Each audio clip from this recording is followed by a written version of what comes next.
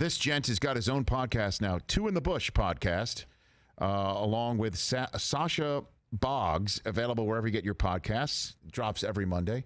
Our buddy Tom Arnold back here on the Rich Eisen Show. How are you, Thomas? I'm good, buddy. How you doing, man? How are you? I am doing great. I am doing better for talking to you.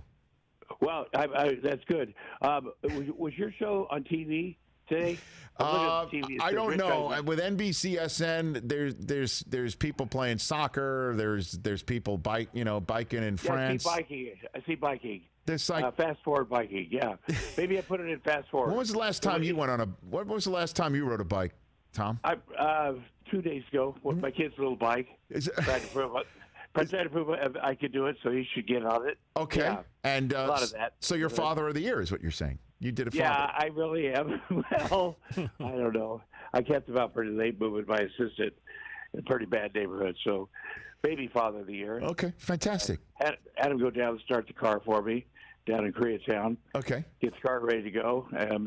But pretty much father of the year. You are that. I understand that. We were going down memory lane. Mike Del Tufo was going down memory lane about Best Damn Sports Show, period, Tom. Yeah, I heard that. I want to help fill in some information there for you. Okay. I think he was talking about the Jacksonville Super Bowl. Okay. If I'm not right. And we went live on Fox. The big network. On Big Fox. You were normally just that on. Was big. Yeah. Our biggest opportunity ever. Yep. And what they did is they pushed a button in L.A. And it was the wrong piece of tape. Yep. It was a piece of tape, the practice piece, where we went down and then Sal started saying, God, blanket, blanket, blanket, you stupid people who go to church on Sunday because it was Sunday morning before the Super Bowl, and you guys are stupid enough to that we're here. You know, it was just messy. We were laughing. Get out. It was a tape we weren't going to use, and that's what happened. And then, so he played that wrong tape, and the people, especially in the area there, they're Jacksonville, Florida. Of course. Well, I mean, anywhere, Tom. Anyway, I mean, I guess it was in America. Yeah. Yeah, I went to America. So they got a call because all the big wigs are on a boat down there. Yes. And it was on our one opportunity to maybe take the show and move it up a little bit. And there was just all those swear words about the stupid people that go to church. They're very sensitive about that. And, we had such a great time. We were down there all week. And what I remember the most about the game was it was a tight game. And Donovan McNabb was quarterback, obviously, for the Eagles. Right. And he was very sick. I mean, he was very, out of his mind and vomiting. Yep. And they didn't think about the game. And I was down right on the field. And then Tom Brady, we're going, oh my gosh, what can we get on the field? What can we get on the field? And I couldn't see the clock, and my Barty Shiraz, the producer. Yep. Yeah, he goes, go now, go. And I ran out there, and he just got tackled for what would be the last play. They're going to run it out. And I got on him, literally got on top of him. There's still 7 seconds left. So I go, how do you feel? I had no questions. How do you feel? I never did. And he gets up, he starts talking. He goes, oh, this is so fantastic. He starts to unfurl his body. And then he looks at my microphone. Then he looks at me and realizes who it is. And then he just kind of pushes my mic out of the way. Where are the real journalists? And just walks off. But wait, and it was very funny for our show. Wait, so hold on a second. Tom Arnold, you're saying that when Tom Brady became, to date, the last quarterback in the NFL to win back-to-back championships, something that Patrick Mahomes hopes to do later on, the first person he saw with time still on the clock in Jacksonville was Tom Arnold with a Best Damn Sports Show, period, Mike Cube in front of him. That happened. I got in very bad trouble for the NFL. You're supposed to do that for this game. Yeah. And I was in the pile. I got down there, stuck my bike in, like this is I had no question to ask you either. I never did. I see people. I go, and then I remember we went to the locker rooms and they saw Andy Reid come out of his locker room and he started walking towards us down the long hall and Barty is like, you got to ask him something. I'm like, I am no way what? He just lost the Super Bowl. What did I ask him? Did you lose? How does it feel? They're like, yeah. I go, no, not asking that. No way, this is embarrassing. I'm going to look at the wall, but let him walk by me. I'm not going to ask him. He must be so upset. No, and they got by me, and I go, hey, I talked to your wife. She's really nice, and you'll say something. It became the awkward thing because we also had to get out the door, which was on the other side of him. Yeah. So it was a long hall walk. And I'm like, your wife's really nice. I met her. Okay. All right. You say something. And, but it's really funny. And he's also a very nice guy. I was so happy when Andy Reid won the Super Bowl. Me too. A lot of memories came back, you know. Well, look, at least in what probably has to be to date, even, obviously getting let go by your team or mutually parting ways your team as he did in Philadelphia. He had to know that there was something else coming up for him, so he had to be fine there. The lowest professional moment for him has to be losing the Super Bowl. At least you were there to help soften that blow, Tom. Yeah. So he still cracked a smile. I mean, that's an amazing thing. And he's still in the Super Bowl, though. Being in the Super Bowl is a big deal. Yeah. I think. No doubt about it. No doubt about it. So who is the best? So you got a good Deacon story from back in the day? Deacon Jones? Deacon, he was there for day one, man. And he was, Deacon was always bitter because they didn't count sacks when he first started. That's right. And Deacon was he had narcolepsy. But it wasn't like official narcolepsy. But he was tired, and so he went to sleep a lot.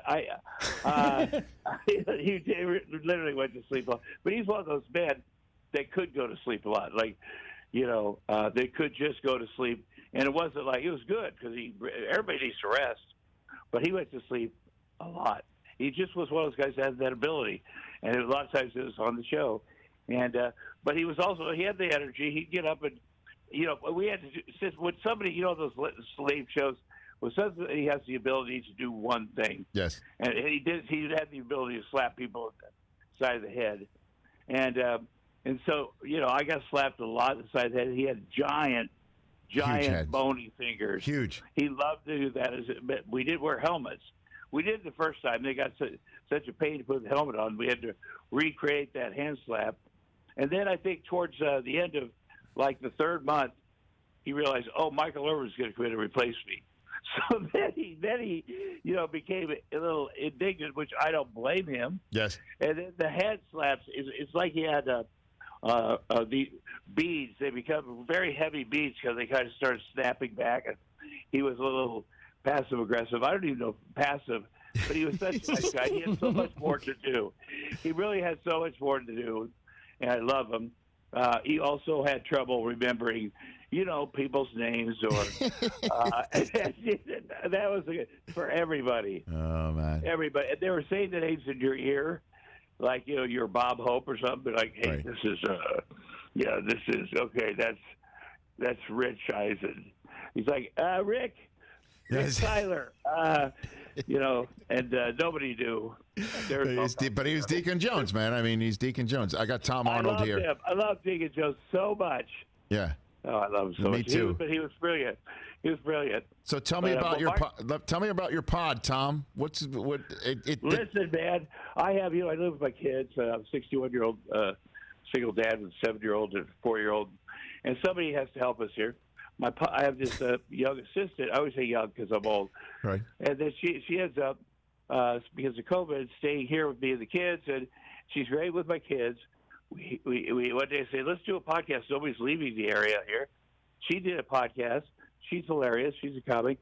And then what we ended up talking about is our point of view or the comics I like or my career and what's been the influences on her. And, I just talk about these great athletes when I was growing up. The day Al Kaline died. Now, I know that's not. But I just said why he was so important to me. Just guys like that can say they played every day. And they just showed up. And, things like this and that. And I talk about, the Chicago Cubs growing up. I asked one guy, Dave the Ghost Hunter, that was here. We were talking about how much that meant to us and Harry Carey and my other buddies, Jack Buck in Southeast Iowa, the announcers, the players, and that just meant so much to us. And I asked her if there's anybody like that in her life, and she said John Mayer. And then I said, and it made me so mad that she would say that. And I said, why? Well, I really felt like whatever. And it was so stupid. John Mayer on the other hand is a really great guy, does things, but he doesn't represent the Chicago Cubs. Yeah, or Al Kaline for that matter. I don't even know if he's the Al Kaline for sure. No, he's not the Al Kaline of musicians. I mean, he's good in his own right, but I don't know if I put it really was upset. I mean, I took it Sure. really. I was scared that I would have to make her leave the house because I thought at that moment I was like scared, like I brought somebody that just couldn't even get that I could never speak to again, basically. And we're gonna have a podcast, so we have a lot of fun. And she is a character. All my friends, Tish. I get a call from Tish, and he's like, "Hey, hey, as kids good? Yeah. How are you doing? Good.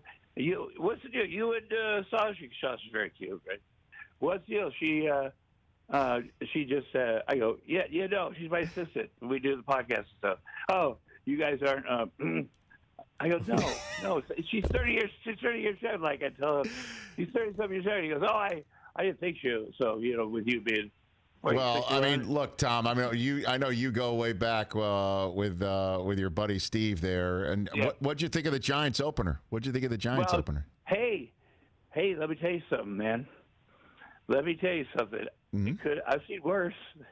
But By the way, you can't. That's let's put it this way. I don't think the Giants are going to make that the slogan for their 2020 team video. You know what I mean? What's the slogan again? Yeah. What's your slogan? The Giants 2020 Giants. Hey, we've seen worse. You can't. You know what I mean? Like, listen, tell you, I'm so happy football's back. Me too, brother. I was like it. I just thought, and now our Big Ten's coming back, I heard. Well, I hope so, too. Yeah, you're Mr. Iowa. Hey, man, look, I'm really fired up about your pod, Two in the Bush podcast. Thank you, man. I do watch your show every day. Good. Your TV, you have a TV show, right? Yes, sir.